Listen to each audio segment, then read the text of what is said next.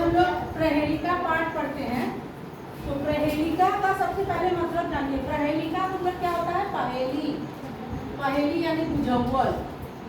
हम लोग घर में ऐसे, आप लोग पता नहीं करते हैं कि नहीं करते हैं, हम लोग करते थे। 3 अक्षर का मेरा नाम, उल्टा सीधा एक समान। बताओ क्या? 3 अक्षर का मेरा नाम, उल्टा सीधा एक समान। क्या होगा बोलो? जहाज। Very good. जहाज होगा। हम लोग बोलते थे डालगा। तो जैसे इधर से भी बोलोगे एक ही जैसा होगा। तो इसी तरह जो है पहेली बोलते हैं। लेकिन ये तो है एकदम साधारण सा। और जो है हमारे किताब में भी सप्तम वर्ग में पहेलिका है और अष्टम में भी पहेलिका है। तो पहेलिका का मतलब है पहेली, यानी कि जो लिखा है उसका मतलब कुछ और अलग होगा। सीधा सीधा नहीं कहते हैं, तुमको दिमाग लगाना पड़ेगा। तो सबसे पहले हम लोग देखते हैं कि कुछ शब्द है। आप शब्दार्थ जब तक नहीं याद करेंगे आप पढ़ नहीं सकेंगे। तो शब्दार्थ याद करना बहुत जरूरी है। अपदन मतलब बिना पैर वाला। अपदन मतलब बिना पैर वाला। दूरगामी, दूर जाने वाला। पंडित ज्ञानी या विद्वान। साक्षर अक्षर से युक्त या पढ़ा लिखा हुआ। अमुख बिना मुख वाला, जिसको मुंह नहीं है। स्फुट वक्ता स्पष्ट बोलने वाला, एकदम सीधा बात जो है वो बोलता है। यह जो जानाती जानता है। और भी किताब में दिया हुआ है, इसको आप लोग याद करेंगे। तो पहला हम लोग पहेली शुरू करते हैं। अपदो दूरगामी च साक्षरो नौ च पंडिता। अमुख स्फुट वक्ता च यो जानती स पंडिता। तो सबसे पहला है अपदो दूरगामी। अपदो दूरगामी च। अपदो का क्या मतलब था? बिना पैर वाला, मतलब पैर नहीं है लेकिन दूर जाने वाला। पैर नहीं है मतलब दूर जाता है। सोचो क्या। और एक हिंट्स दे रहे हैं। साक्षरो नौ च पंडिता, पढ़ा लिखा हुआ है लेकिन पंडित नहीं है। अमुख और मुंह नहीं है लेकिन बोलता है। घड़ी घड़ी घड़ी चिट्ठी चिट्ठी। हाँ वेरी गुड। चिट्ठी जैसा चित्र बनाए हुए हैं। आप कैसे? पहला लाइन है अपदो, पैर नहीं है। चिट्ठी को पैर बिल्कुल नहीं है लेकिन दूर तक जाता है। मतलब अगर यहाँ भंडरा में लिखो और दिल्ली में कोई तुम्हारा रहता है, उसमें पता डाल दो, वहां तक पहुंच जाएगा। और दूसरा है साक्षरो नौ च पंडिता। साक्षर है तो उसमें लिखा हुआ रहता है ना अक्षर, साक्षर है लेकिन पंडित नहीं है। फिर अमुख और मुंह भी नहीं है लेकिन स्फुट वक्ता है, मतलब तुम उसको पढ़ोगे तो सारा चीज मालूम चल जाएगा, हालचाल। बिना मुंह रहे वो सब कुछ कह देता है और जो कह रहे वो उसको जानता है वो पंडित है। तो जो लोग अभी घड़ी बोला वो पंडित बिल्कुल नहीं है, लेकिन जो लड़की लोग बोली कि चिट्ठी है वो सही बोली और बिल्कुल वो पंडित है। तो समझ में आई बात? अपदो दूरगामी च, पैर नहीं है लेकिन दूर तक जाता है। साक्षरो नौ च पंडिता, और साक्षर है लेकिन पंडित नहीं है। अमुख स्फुट वक्ता च, और जो है बिना मुंह के स्पष्ट बोलने वाला है। यो जानती स पंडिता, और जो जानता है वही पंडित है। तो इसका आंसर, और इसको संस्कृत में बोलना होगा, चिट्ठी नहीं पत्र। क्या होगा? पत्र या पत्रम। तो जो है ये आप चिट्ठी, इसका आंसर होगा। तो ये सही है बिल्कुल। नौ तस्यादि, नौ तस्यांत, ना उसकी शुरुआत है और ना उसका अंत है। मध्य यतस्यत तिष्ठति मम पश्यति तव पश्यति यदि जानासि तद वद। न उसकी शुरुआत है न उसका अंत है। नौ तस्यादि, नौ तस्यादि, न उसकी शुरुआत है न उसका अंत है। मध्य यतस्तस्य तिष्ठति, और हम लोगों के बीच में वो रहता है। और हमारे पास भी है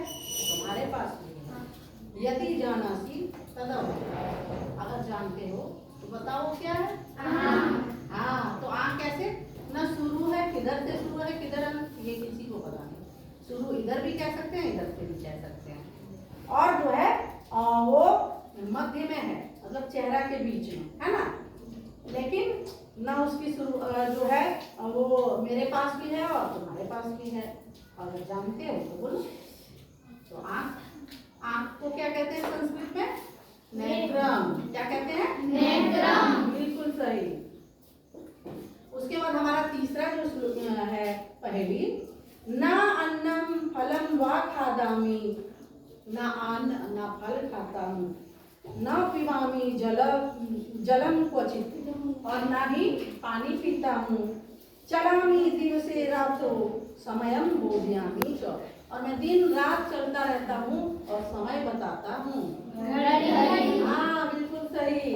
और जो है ना मेरे जो है मैं अन्न खाता हूँ, ना फल खाता हूँ, ना पानी पीता हूँ, लेकिन दिन रात चलता रहता हूँ और जो है समय का बोध कराता हूँ, तो उसको घड़ी कहते हैं। अब तुम सोचो, वो तो बैटरी खाता है, कहाँ फल खाता है, कहाँ अन्न खाता है। इसका भी जो है आप लोग सब याद कर लीजिएगा। और घड़ी को संस्कृत में क्या कहते हैं? घटिका। क्या कहते हैं? घटिका। घटिका। उसके बाद है आपका मुखम कृष्णम वपूछीनम मंजुषायाम च संवृतम घर्षणम में दहत्याशु रसद्वत्याम वसाम्य हम। और जो है हम, मुंह काला है, मुखम कृष्णम, कृष्ण मतलब काला, कृष्ण भगवान भी काले थे ना, तो इसीलिए मुखम कृष्णम, मुंह काला है, और वपूछीनम, शरीर बिल्कुल दुबला है। और जो है डिब्बा में, मंजूषा डब्बा को बोलते हैं, और डब्बा में जमा करके रखता है उसको, और जैसे घर्षणम में दहत्याशु, और जैसे ही कोई उसको रगड़ता है वो जल जाता है। और रसवत्याम, और रसोई में पाया जाता है। माचिस। हाँ माचिस, माचिस को बोलते हैं संस्कृत में, संस्कृत में शलाका। क्या बोलते हैं? शलाका। हाँ,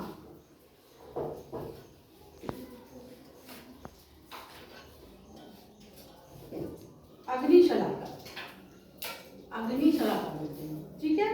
उसके बाद है सबसे लास्ट, दाता फलानाम नो कृत्रिमम यत्नः, और जो है देता वो फल है हम लोगों को बिना किसी मेहनत के। मौनेन जीवामी मुनिर्न मूकः, और मौन हमेशा चुपचाप रहता है, और जो है मुनि की तरह मूक है, बोलता नहीं है। सेव्योस्मि को हम नृत्यर्णम देव, और जो भी उसकी सेवा करता है, कौन राजा चाहे देवता, बताओ कौन है, सभी उसकी सेवा करते हैं। हाँ, और पेड़ जो है सच में बिना आप पत्थर चलाएंगे ना तो भी फल देगा। पत्थर कभी नहीं कहता है कि ये पत्थर चलाया है मेरे ऊपर तो हम भी इसको 2-4 पत्थर मारते हैं, कहता है? नहीं कहता। पत्थर के बदले भी फल देता है, लाठी के बदले भी फल देता है, और अगर नहीं भी मारे हैं तो पक के फल नीचे ही गिरता है, कभी अपना फल अपने पास नहीं रखता है। और कोई काट दे तो भी ऑक्सीजन देता है, नहीं काटे तो भी ऑक्सीजन देता है, जो लगाया उसको भी ऑक्सीजन देता है, जो नहीं लगाया उसको भी ऑक्सीजन देता है, सबको छाया देता है। लेकिन फिर भी लोग उसको काटते जाते हैं अपने स्वार्थ के लिए। कभी कभी तो इस वजह से भी काट देते हैं कि हमारा घर खूबसूरत नहीं लग रहा है, मेरा घर दिख नहीं रहा है, और इस तरह पृथ्वी को जो है एकदम बर्बाद कर रहे हैं। हमारी धरती पहले जैसी हरी भरी नहीं रह गई, ना पहले जैसा ऑक्सीजन है अभी, और अब भी अगर हम नहीं सुधरे तो धरती पूरी तरह से रेगिस्तान हो जाएगी। कभी ऐसा भी होगा कि पूरा धरती पानी में डूब जाएगा और हम लोग कोई नहीं बचेंगे। तो अभी से पेड़ पौधे की सुरक्षा करनी चाहिए। तो थैंक यू आप लोगों को, आप तो सभी जानते हैं। और पेड़ को क्या कहते हैं संस्कृत में? वृक्ष। क्या कहते हैं? वृक्ष। Very good.